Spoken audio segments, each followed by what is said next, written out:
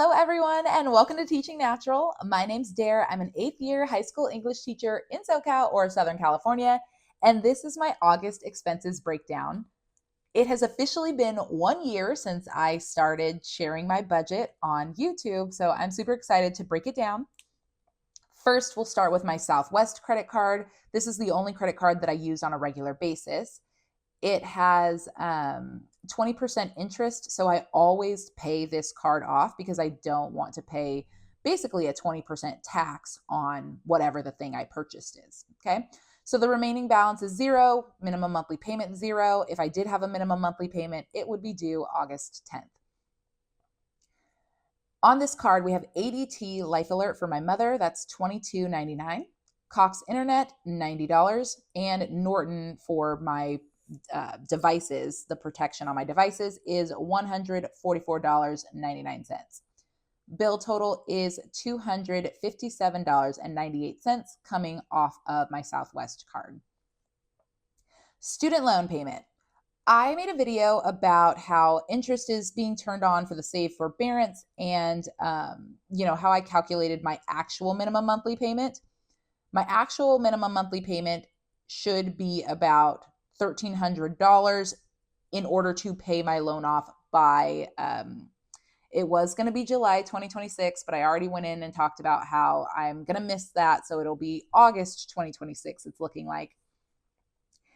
And so while I need to shoot for $1,300 this month, because it's like my rental agreement and renter's insurance and all that stuff that I'll break down later, I have a lot more bills in August than I would any other time in the month. So that means I cannot make a $1,300 payment for my minimum for my minimum monthly student loan payment, but I'm paying what I can, which is $900. So my minimum monthly payment on the Save plan is $334.47. I am not going to be getting off of the Save plan because it just does not make sense to stop the forbearance and then have to worry about making multiple payments. I really just like that I can make one giant lump sum payment while it's in the forbearance period. All that to say, minimum monthly payment that I always calculate in my budget, $334.47. I am putting an extra $565.53 for a total of $900 going towards my student loan. I am going to pay that before August 1st because on August 1st, interest starts accruing on the Save plan forbearance. And so I want this huge payment to knock my balance down by almost $1,000 so that interest starts accruing on the new balance and not the original balance. When I do my State of the Union video in middle August, I will talk more about like how much I have paid off and things like that. But if you have questions about student loan payment and how I calculated that, watch that video until my August State of the Union 1 year budgeting video comes out. I waited to do the 1 year State of the Union video because I wanted this student loan payment to be processed by Mohila before I go through and break down all the actual numbers of 1 year paying off my debt. For the expenses that are not on my Southwest credit card, rent and utilities, $2,688.32. I did get my rental agreement. My rent only went up by $100.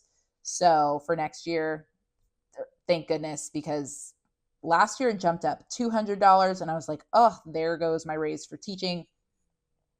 But only $100, like I can do that.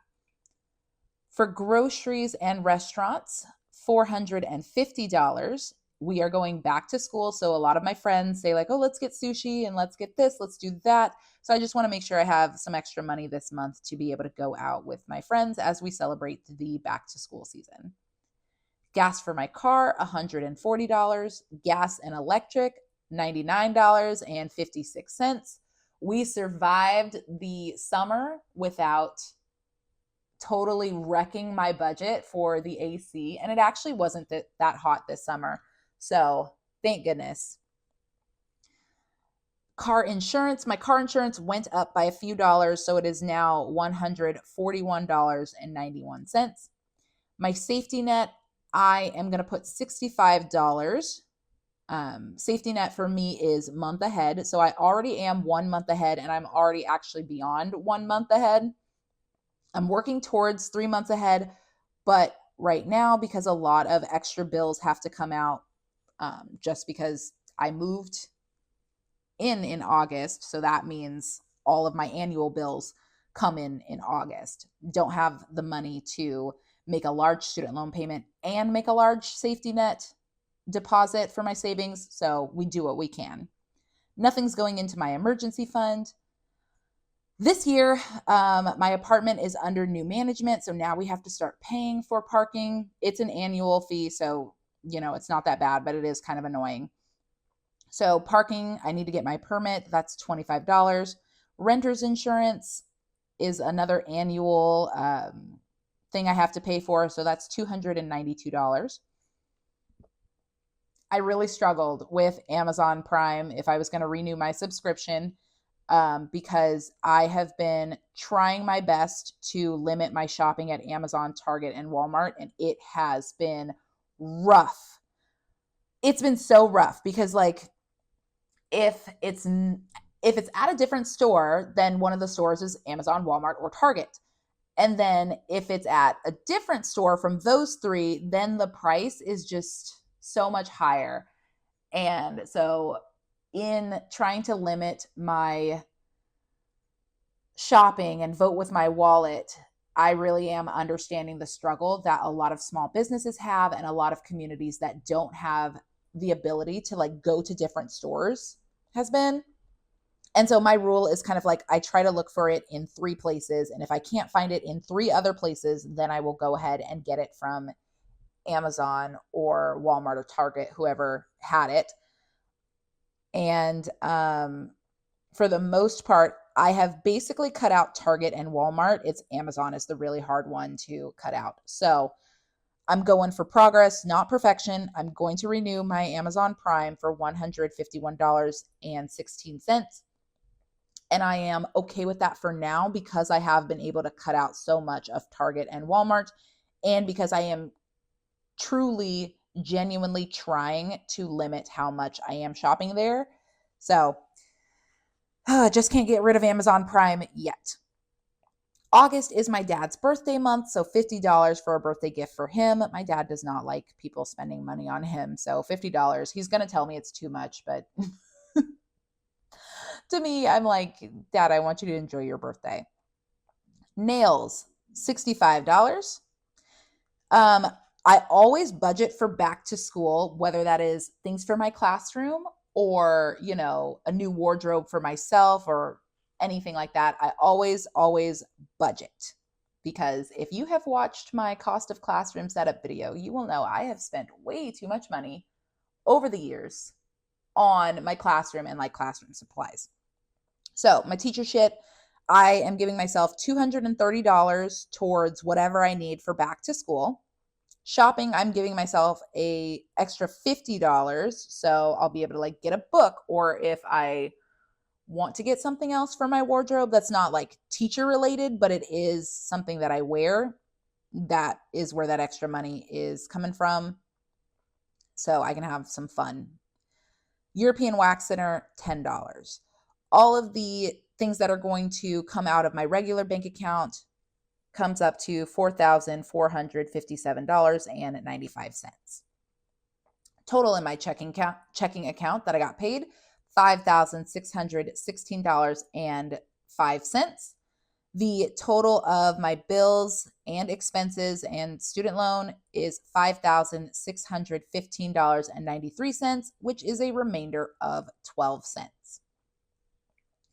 I have talked about how I am a digital cash wallet person. So instead of cash stuffing envelopes, I just have multiple accounts where I deposit all the money. That way I am not accidentally using bill money for groceries or accidentally forgetting that renter's insurance comes out of my bill account instead of my cash wallet account, yada, yada, yada. And so the green marks on the side are everything that needs to go into my cash wallet. That'll be $716.16. Transferring into my gas account, $140. Transferring into my safety net, $65. And then I am going to put the $280 for teacher shit and shopping. I'm just going to put it in my sinking fund, but I know that I'm going to be spending that money.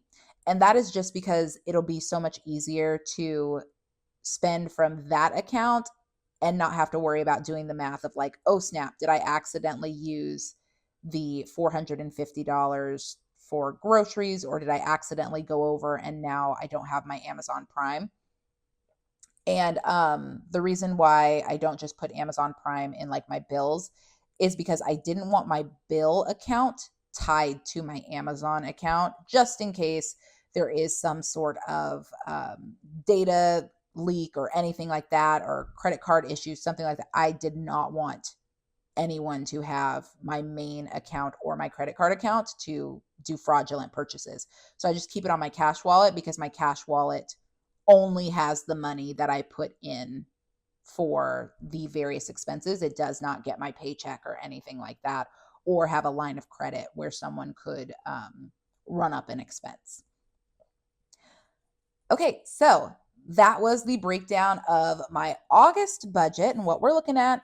Like I said, since I originally moved in August, that is when all of like my rent goes up. I have to pay my annual renter's insurance. Now I have to pay parking. Now Norton and Amazon Prime, most of my big annual expenses come out in August. So that just means I have to be a bit more careful with my budget, but you can see I'm still having fun and I'm still taking care of my student loan debt. I'm still able to get my nails done. Just about budgeting and telling my money what I need it to do for me in specific months. If you are interested in seeing like a year's worth of progress, my State of the Union video is coming out mid-August, so hopefully you will check that out to see how I'm doing on my debt payoff journey. In the meantime and in between time, take care of yourselves, and I'll see you in the next video. Bye!